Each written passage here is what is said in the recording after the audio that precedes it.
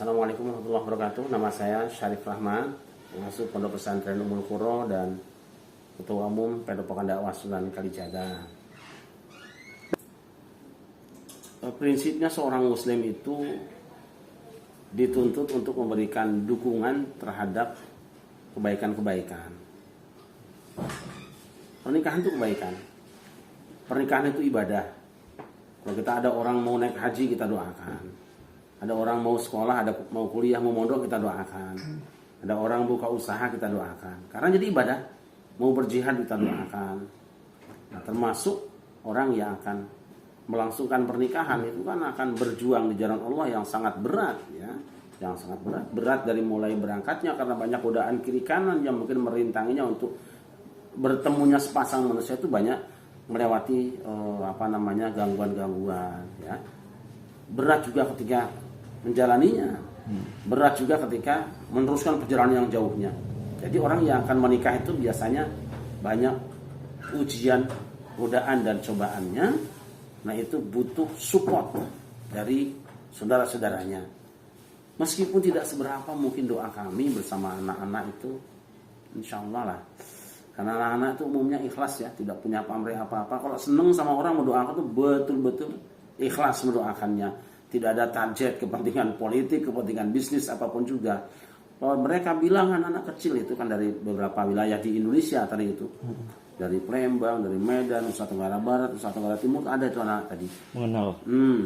Kan begitu saya tanya namanya Lesti dengan Rizky bilang, kenal. Mereka senang. Pasti doanya lebih ikhlas dari saya, insya Allah. Nah, itu yang mahal sebetulnya. Jadi ketika saya minta, ayo kita doakan, walaupun cuma Fatihah, tapi hati mereka sangat menginginkan keduanya bahagia, insya Allah, insya Allah. Nah, itu tugas kami adalah mendukung setiap rencana kebaikan.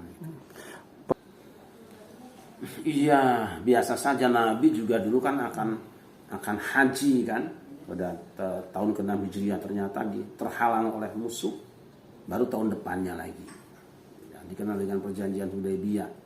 Biasa saja. Jadi kita cara menyikapinya bahwa ini bukan pembatalan tetapi penundaan supaya barang yang akan dikonsumsi sudah matang dan pisaunya juga sudah diasah, gitu kira-kira, supaya lebih sempurna, persiapannya lebih lengkap. Dan sebetulnya ini juga bagian dari ujian cinta lah, ya kan?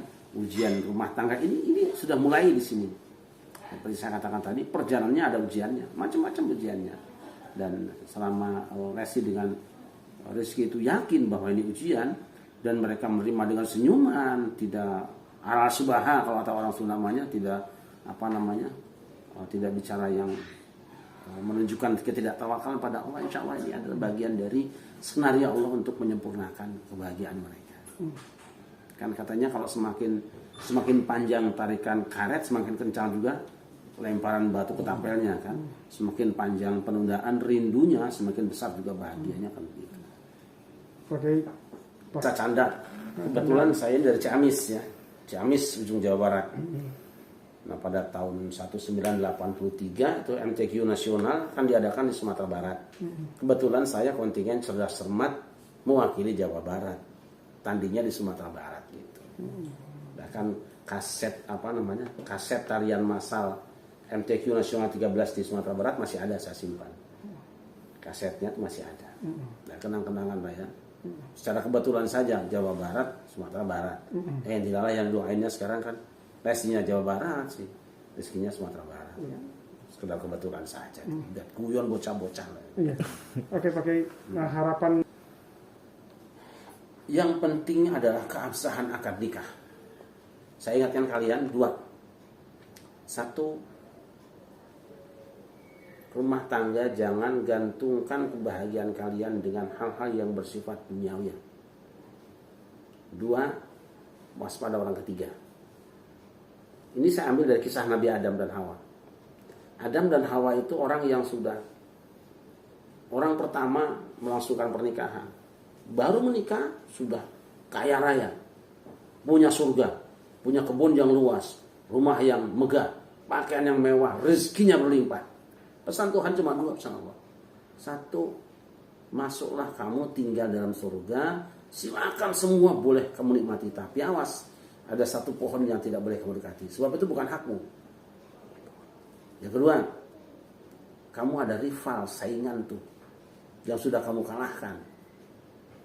Namanya setan, awas. Jangan beri peluang setan untuk masuk di rumah tanggamu. Nah, tapi yang terjadi apa? Setan ini orang ketiga masuk. Yang ditawarkan itu kebahagiaan suami istri sehingga tidak merasa cukup dengan rezeki yang ada. Maksudnya jatuh kan? Berantakan rumah tangganya, hancur ekonominya, bahkan krisis sandang pangan. Desintegrasi rumah tangga lah kira-kira begitu. Nah, dalam keadaan seperti ini, dua dilakukan Adam dan Hawa. Satu, tobat.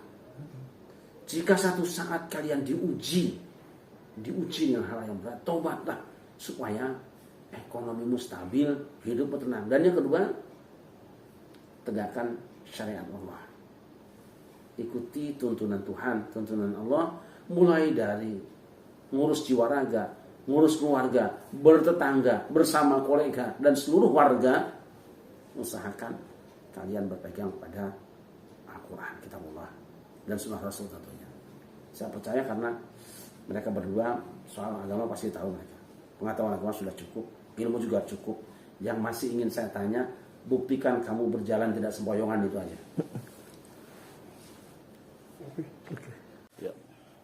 Dan saya nitip buat kalian berdua, ini doa terbaik seluruh dunia.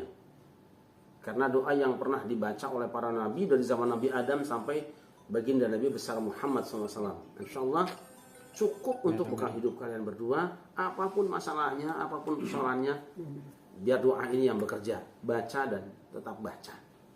Oke, ini saya siapkan dua. Mudah-mudahan kalian selalu ingat bahwa ini doa yang ada di dalam Al-Quran. Original semua.